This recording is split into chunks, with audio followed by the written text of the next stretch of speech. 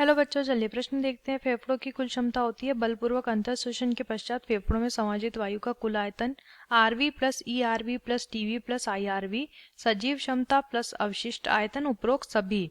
आइए जान लेते हैं यहाँ पे हमारे प्रश्न की मुख्य अवधारणा। हमारे प्रश्न की मुख्य अवधारणा यहाँ पर संबंधित है, हमें बताना है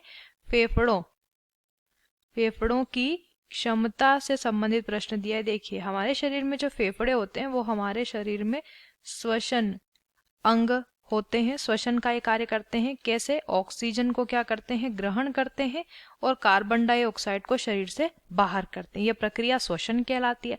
अब श्वसन के लिए जो जितनी क्षमता होती है फेफड़ों की, कि फेफड़ों के अंदर कितनी वायु भर पाएगी, वो उसकी क्या होगी? कुल क्षमता होगी। जैसे कि फेफड़ों में 5800 ml मिलीलीटर की क्या भर पाती है? वायु भर पाती है। अब इसे कैसे नापते हैं? तो सबसे पहला तरीका, बलपूर्वक अंतःश्वसन करेंगे। क्या करते हैं? बलपूर्वक क्या करते हैं? अंतःश्वसन, यानी श्वास अंदर लेंगे। अंतःश्वसन के पश्चात फेफड़ों में समायोजित जितनी आयु है, फेफड़ों में समायोजित जितनी भी वायु लिखेंगे हम, वायु होती है, उसका कुल आयतन, उस सभी का जो आयतन होता है वो क्या है? वो हमारे फेफड़ों की क्षमता होती है, जो कि एक सामान्य व्यक्ति की 5800 मिलीलीटर होती है।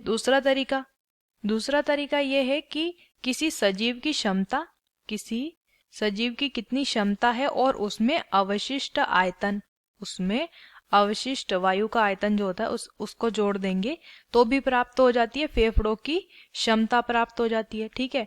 तीसरा तरीका, जिसमें इंस्पिरेटरी रिजर्व वॉल्यूम यानी कि आईआरवी उसके साथ एक्सपिरेटरी रिजर्व वॉल्यूम यानी कि ई आरवी उसके साथ टाइडल वॉल्यूम यानी कि टीवी और रेसिडियल वॉल्यूम यानी कि आरवी, इन सभी का योग कर देंगे तो भी प्राप्त हो जाता है फेफड़ों की कुल क्षमता। अब यहाँ पे विकल्पों को देख लेते हैं।